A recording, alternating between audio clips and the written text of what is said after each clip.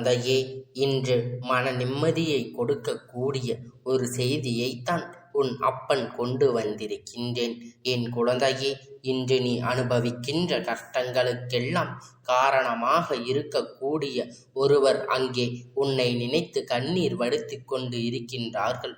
உன்னுடைய கஷ்டங்களுக்கு இவர்தான் காரணம் என்னும் பொழுது இவர்கள் எதற்காக கண்ணீர் வடிக்க வேண்டும் என்றுதானே என் பிள்ளை நீ யோசிக்கின்றாய்.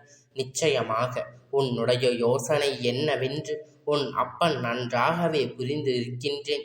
பெண் குழந்தை, நீ நினைப்பது போல் அல்ல இந்த வாழ்க்கை. ஒவ்வொரு நேரமும் மனிதர்களின் எண்ணமும் குணமும் மாறிக்கொண்டே இருக்கும். அவர்கள் பச்சோந்தி போல இடத்திற்கு இடம் மாறிக்கொண்டேதான் இருக்கின்றார்கள். இடத்திற்கு தகுந்தாற் போல அவர்கள் இருக்கின்ற சூழ்நிலையை தகுந்தாற் போல அவர்கள் மாற்றிக்கொண்டிருக்கின்றார்கள். யாருக்கும் இதனால் என்ன பாதிப்பும் வரும் என்பதை பற்றி எல்லாம் அவர்கள் எந்த கவலையும் கிடையாது. தனக்கு வந்தால் மட்டும்தான் பிரச்சனை. அதை மற்றவர்களுக்கு இவர்களை கொடுத்தால் அதுவெல்லாம் இவர்கள் கணக்கில் ஒன்றும் இல்லை. எப்பேற்பட்ட மனிதர்களாக நீ பட்ட கஷ்டம் என்னவென்று உன் அப்பன் எனக்கு நன்றாக தெரியும். நீ கண்ணீர் சிந்திய காலம் உண்டு, இவர்களை நம்பி வாழ்ந்த காலம் உண்டு. இவர்களால் நல்லது நடக்கும் என்று நினைத்து என் குழந்தை இந்த வாழ்க்கையில் கோட்டை விட்ட விஷயங்கள் எல்லாம் ஏராளம். எவ்வளவோ இன்ப துன்பங்களை எல்லாம் பார்த்து விட்ட இந்த வாழ்க்கையில் இப்பொழுது சில காலமாக நடந்து கொண்டிருக்கின்ற விஷயங்களை பார்த்து என் குழந்தை மிகுந்த மனவேதனையோடு நீ நின்று கொண்டு இருக்கின்றாய். இந்த ரூபம் நான் உன்னோடு கைகோர்த்து நடந்து கொண்டிருக்கின்றேன். இந்த நேரத்தில் உன்னுடைய வாழ்க்கையில் பல அதிசய மாற்றங்களும் நடந்து கொண்டேதான் இருக்கின்றது. என்றதாலும் எது வந்தாலும் இதிலிருந்து உனக்கான தேவை என்னவென்று நிச்சயமாக நீ தெரிந்து கொள்ள வேண்டும். உன்னை வாழ வைக்கவும் இன்று அழ வேண்டிய சூழ்நிலை வந்திருக்கின்றது என்றால் ஏதோ ஒன்று நடக்கிறது. ஒரே வேளை உனக்கு நல்லது நடக்கவில்லை. அவர்கள் நினைத்தது போல நீ எல்லா விஷயங்களையும் வாழ்க்கையில் பெறவில்லை என்று நினைத்து ஆனந்த கண்ணீர் வடிக்கின்றார்களா, அல்லது உனக்கு எல்லாம் நடந்து விட்டதே என்று சொல்லி துக்கத்தில் கண்ணீர் வடிக்கின்றார்களா என்று தெரிய வேண்டியம் அல்லவா? அதைத்தான் உன் அப்பன் நின்று உனக்கு சொல்லிவிட வந்திருக்கின்றேன். என் குழந்தையே, அப்பனுடைய வார்த்தைகள் ஒவ்வொரு நாளும் உன் வாழ்க்கையில் நடக்கின்ற உன்னை சுற்றி நடக்கின்ற பிரச்சனைகளை பற்றி மட்டுமல்ல, உனக்கு நடக்கின்ற பல நல்ல விஷயங்களை பற்றியும் எடுத்து சொல்லி கொண்டு இருக்கின்றேன். எப்பேற்பட்ட சூழ்நிலையிலும் உன்னை விட்டு விலக மாட்டேன். நான் இருந்த உனக்காக நடத்தி கூடிய உண்மைகளை நீ தெளிவாக என்னவென்று புரிந்து கொள்ள வேண்டும். உனக்காக நான் தருகின்ற எல்லா விஷயங்களையும் நீ சரியாக என்னவென்று புரிந்து கொண்டாயானால் இதன் பிறகு உன்னை தேடி வருகின்ற விஷயங்களுக்கு எல்லாம் நிச்சயமாக இந்த வாழ்க்கையில் மிக பெரிய அளவில் கை கொடுக்கும். எந்த இடத்திலும் உன்னை இந்த வாழ்க்கை கைவிட்டு விடாது. நினைத்ததை விட சிறப்பான மாற்றங்கள் உனக்கு நடக்க வேண்டிய தருணம் இனி வரப்போகின்ற நேரங்கள் இந்த வாழ்க்கையில் என்றும் உன்னுடையதாக மாற வேண்டிய தருணம் வந்து விட்டது. என் குழந்தையே, நீ பட்ட கஷ்டங்கள் எல்லாம் போதும். இதற்கு மேலும் நீ அனுபவிக்க இங்கு எதுவும் இல்லை. உன்னை சோதனைக்கு ஆளாக்கியவர்கள், உன்னை வேதனைப்படுத்தியவர்கள் என்று இவர்களுக்கு என்ன கொடுக்க வேண்டும் என்று இந்த அப்பன் நான் நிர்ணயித்து விட்டேன். அவ்வளவு எளிதில் அவர்களை விட்டுவிடப் போவதில்லை.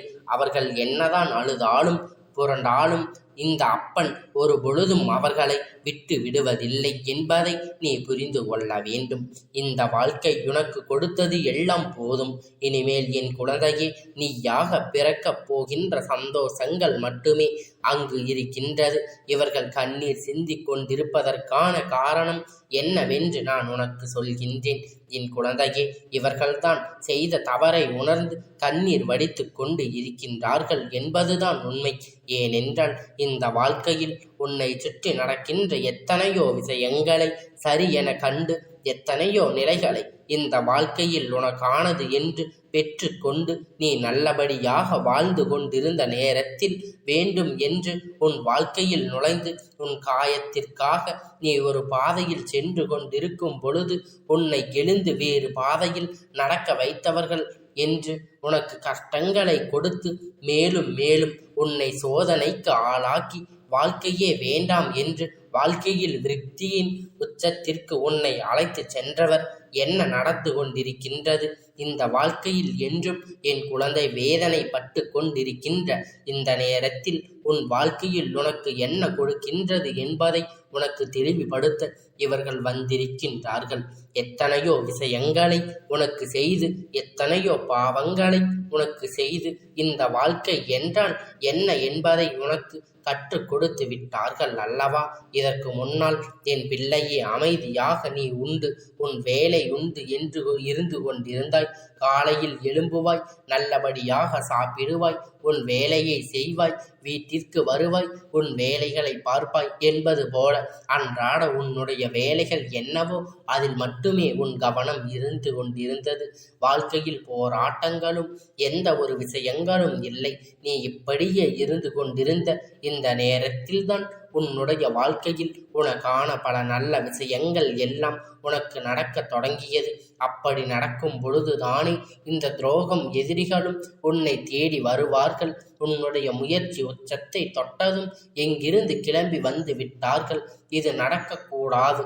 இவர்கள் எப்படி முன்னேறுகிறார்கள், இவர்கள் வாழ்க்கையில் எப்படி நல்லது நடக்கிறது என்று சொல்லி உன் வாழ்க்கையை அழிக்க மேலும் மேலும் உனக்கு சோதனைகளை கொடுக்கவும் வேண்டும் என்று உன்னை தேடி வர தொடங்கிவிட்டார்கள். இவர்களுடைய இந்த செயல்களால் உன்னுடைய வாழ்க்கையில் நடக்கின்ற பல நல்ல விஷயங்களில் நிச்சயமாக நடக்காமல் போனது. அதற்கு காரணம் இவர்கள் செய்தது கண்டு நீ மனதில் காயம் கண்டதுதான். நமக்கு இத்தனை நெருக்கமானவர்கள் நம் வாழ்க்கையில் எத்தனை பெரிய துரோகத்தை செய்து விட்டார்களே என்று சொல்லி என் பிள்ளை, நீ வேதனையில் உடைந்து விட்டாய் அல்லவா? உன்னுடைய விளைவுதான் நீ எடுத்து வைத்த அடிகளை உன் முழுமையாக எடுத்து வைக்க முடியாமல் போய்விட்டது.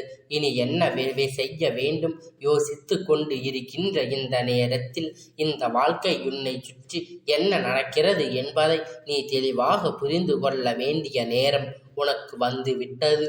உன்னை சுற்றி வருகின்ற ஒவ்வொரு விஷயங்களுக்கும் இந்த வாழ்க்கை உன்னை ஏதாவது ஒரு கட்டத்தில் நல்ல நிலைக்கு நோக்கி அழைத்து சென்று கொண்டிருக்கின்றதல்லவா? எப்படியாவது நம் இந்த வாழ்க்கையை நல்லபடியாக மீட்டு கொண்டு வர வேண்டும் என்கின்ற ஒரு தைரியத்தை உனக்குள் கொடுத்தது இந்த அப்பன். என்னுடைய வார்த்தைகளை கேட்ட பிறகுதான் என் பிள்ளையே விழித்து கொண்டாய்.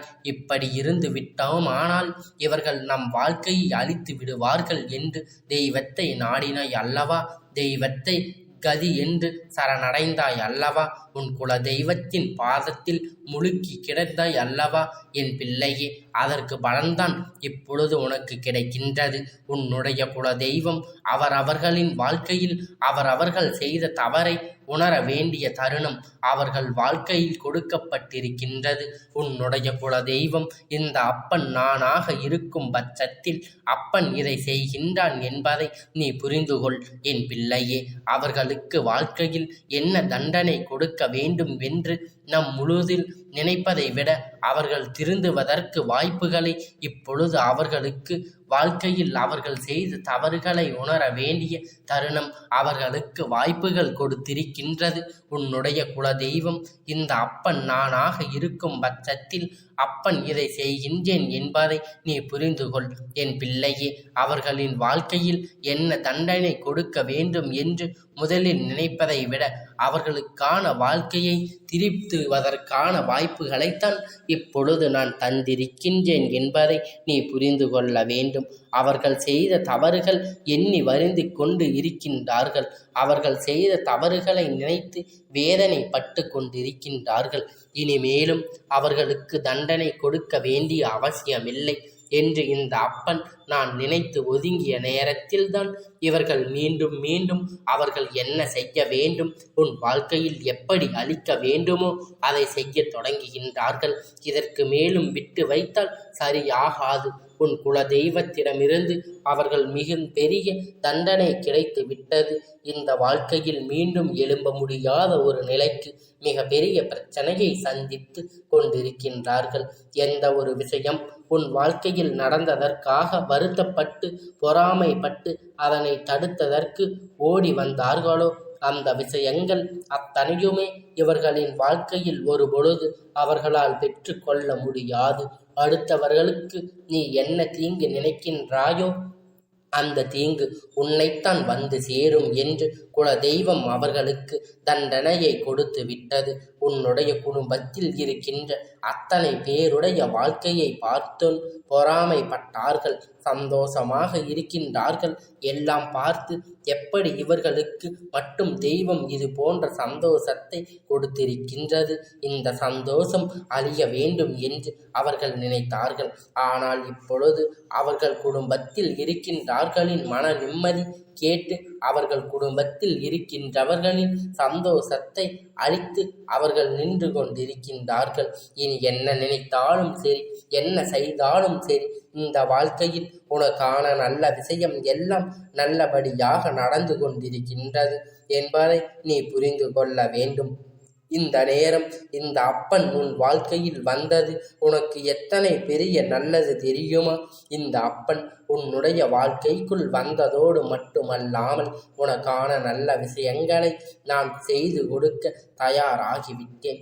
எத்தனை மாற்றங்கள் இந்த வாழ்க்கையில் உனக்கு வந்திருக்கின்றது, எத்தனையோ திருப்பங்கள் இந்த வாழ்க்கையில் உனக்கு கொடுத்திருக்கின்றது.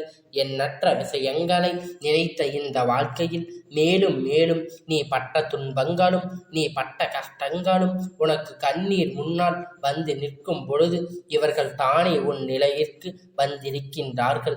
இவர்கள் மட்டும் நம்மை நம் வாழ்க்கையில் முன்னேற்றத்தை கண்டு பொறாமைப்படாமல் இருந்திருந்தால் நம் நல்ல நிலைக்கு வந்திருப்போம்.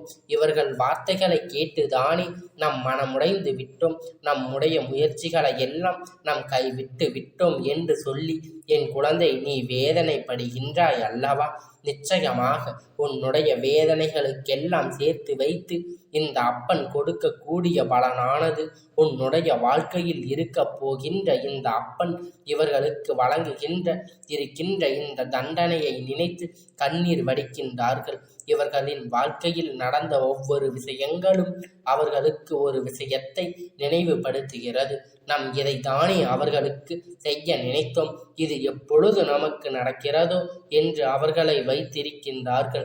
இப்படியானால் இந்த வாழ்க்கையில் நடக்கின்ற ஒவ்வொரு இன்ப துன்பத்தையும் நினைத்து நினைத்து மனவேதனை பட்டு கொண்டு இருக்கின்ற இந்த நேரத்தில் ஒவ்வொருவரும் தன்னுடைய வாழ்க்கையில் என்ன நடந்து கொண்டிருக்கின்றது என்பதை பற்றி நிச்சயமாக சிந்திக்க வேண்டிய நேரமாக இருக்கின்றதல்லவா? அடுத்தவர்களுக்காக என்றும் நினைத்தோமானால் நம் வாழ்க்கை நம்முடைய நிம்மதியை கொண்டு போகும். எப்பொழுதும் தன்னுடைய சந்தோஷத்தை மறந்துவிட்டு அடுத்தவர்களுடைய வாழ்க்கையை அளிப்பதில்தான் சந்தோஷம் அடங்கி இருக்கின்றது. இனிமேல் வாழ்நாள் முழுவதும் சிரிக்க முடியாதபடிக்கு வாழ்க்கை போய் வகைத்தான் போகின்றது. என் குழந்தையே, இந்த அப்பன் உனக்கு சொல்ல வந்த இந்த வார்த்தைகள் உனக்கு நம்பிக்கை இல்லையா?